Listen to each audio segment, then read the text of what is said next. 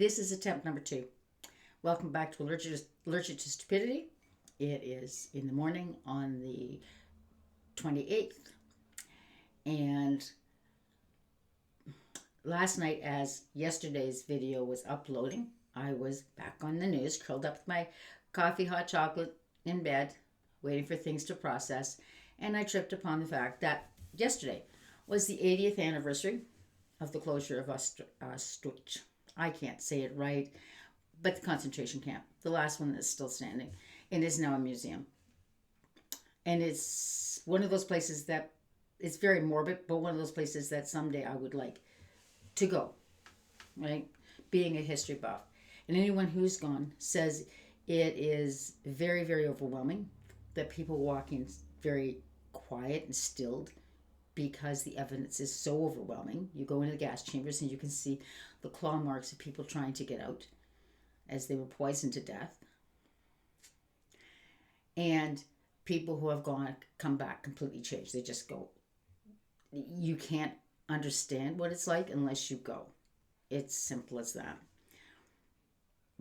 But as they were observing it around the world, Pierre Poilievre was making it as a chance to do some politicking.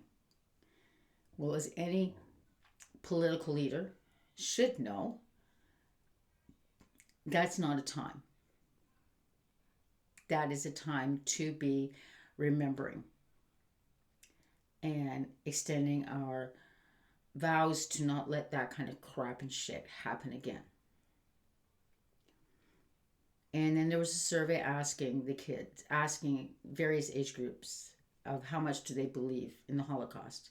And there is a certain percentage that says, no, it didn't happen. It's all marketing. It's all this. It's all that. It's just the Jews trying to make a big deal out of nothing, etc., etc. And the younger age groups go, it's not as bad as, yes, it happened, but it's not as bad as they like to make it out to be.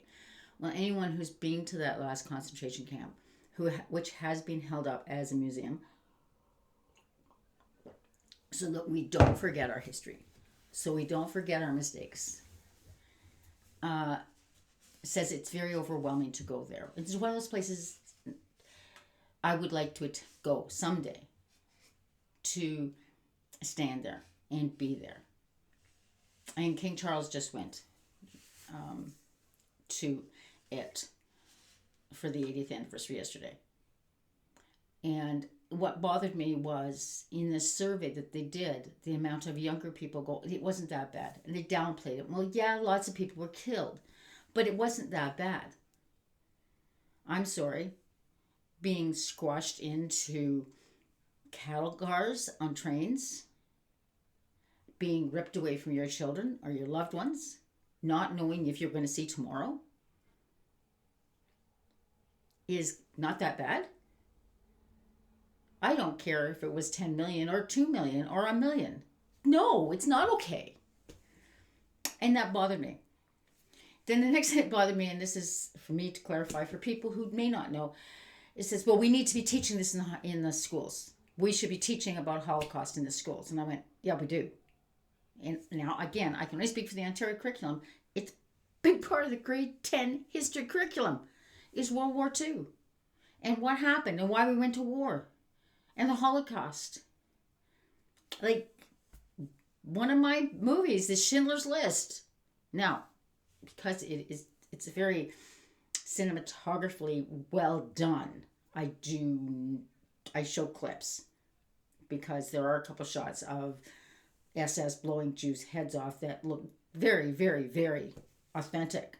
And it's easy for you to tell the kids that this is just cinema, but I'm not sure if as a mother I would want my kids watching that at school. So I tell them where they can find it. I tell them they can watch it in class, but that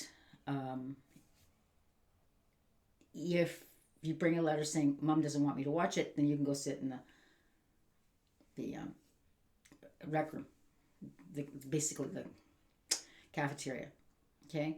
Because some of it's gross, like just disgusting. Most of it's not. It's just 2 or 3 shots at the beginning, right? That is very, but every one of my students who's ever watched it went, wow. And it is put down as one of the most authentic things. And it's marked as this is what Schindler did. He saved thousands and thousands of Jews' lives.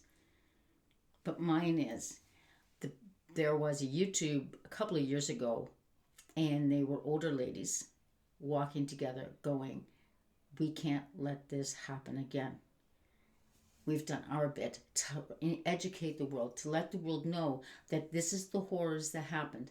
And they weren't saying against the Jewish people or against the Palestinian people or against the indigenous people. They were just saying, we can't let this kind of crap happen again because it's wrong, because we wouldn't want it done to us. It doesn't matter what faith you follow or if you don't follow a faith. It doesn't matter.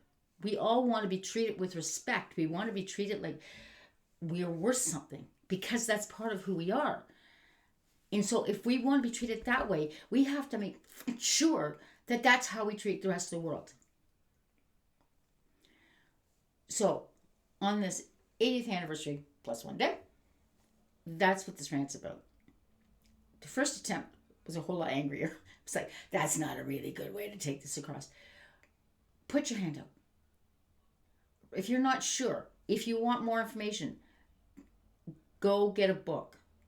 Go borrow a book from your public library. It doesn't cost you anything. Your taxes pay for it. Go borrow from the library. Pull up 2 or 3 books on the Holocaust. Start reading. And a newsflash, it wasn't just the Jews that he shoveled in there. He's sent to anybody and everybody he didn't think was up to his expectations of 6 foot, blue eye, blonde hair, and didn't believe the way he wanted to believe. So that's my rant for this morning. That this is, I just couldn't believe that survey when I read it and saw it yesterday. It was like, no, guys, I know I teach this. I teach it in English class. One of the units I've taught for grade 11 English was a historical novel. Pick one. And it was a private class, and my students said Schindler's List. I went, okay, fine. Do you have any idea? They went, yep. So we read Schindler's List. And I told his mom, I said, I won't show the movie in class because it can be, but you can get it online at that time through Netflix, I believe. But there was a way they could watch it online. And I show clips in class. But we can't let this happen again. And how do we stop this? We stop this with you and I by opening our minds and opening our hearts to those people around us and not judge them because they happen to be yellow, pink, purple, or green. And because they happen to be a drunk or they happen to be homeless. No, they're human beings that deserve to be treated with respect. You would get fuming, spitting mad if you saw somebody drop kicking a cat or a dog or a horse or something. How dare they treat that animal like that? Well, what the difference is it with human beings? Which is why some people were getting really upset when those detainees being shipped back to Colombia were out in handcuffs and leg chains. Because it is degrading. You know, they're not a criminal. They weren't criminals. They just snuck themselves into the U.S. when they shouldn't have. And they're being escorted out. So, how can we stop this? Let your MP know loud and clear. Treat other people with respect. Don't judge people just because of the situation they're in. Like the homeless lady I found lying on the pavement next to a store the other day. Which I really should have done more than I did. But it starts with you and us. It's you and me. By standing up to those people who want to do this. By saying no to injustices in this world. And not thinking if we just stick my head in my sand, it's going to go away. Like one of my tenants, I made a comment about something I saw this morning, and he says, oh, yesterday was wonderful. I didn't go online at all. So I had a wonderful day. I said, yeah, but just didn't, you can't do that. You can't just ignore it. It's there. And yes, it makes us upset. And yes, it makes it uptight. That's why I get on this and do this. Because it does make me upset. It's how dare you. And in my case, my father went to war to fight that shit. And here we are, 2 generations, 3 generations later, heading ourselves right back in the same damn thing. Why? Just no, there's no logical reason. Why are our vets homeless? US and Canada and the UK. And those are the only three. I'm sure it's all around the world, but those are the three I can talk about because the US I see online, Canada I'm here, and the UK because I see it online because I'm always following the UK. And there's movements.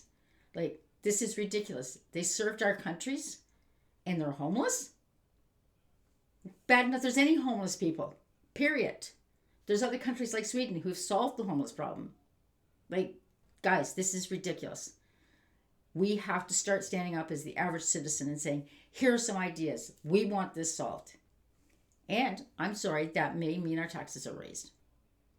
But I'd rather see my taxes raised and know that my country's helping people get back up on their feet when life shovels them shit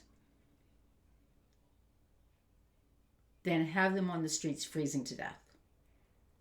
Or having governments push them into concentration camps because it's inconvenient to see them there. Anyways, that's my rant for now. Take care, guys. And please, please, please think twice before you judge somebody who's sitting there on the side of the road, homeless, or the drunk. Please, don't judge a person by what you see because you don't know their whole story. Take care.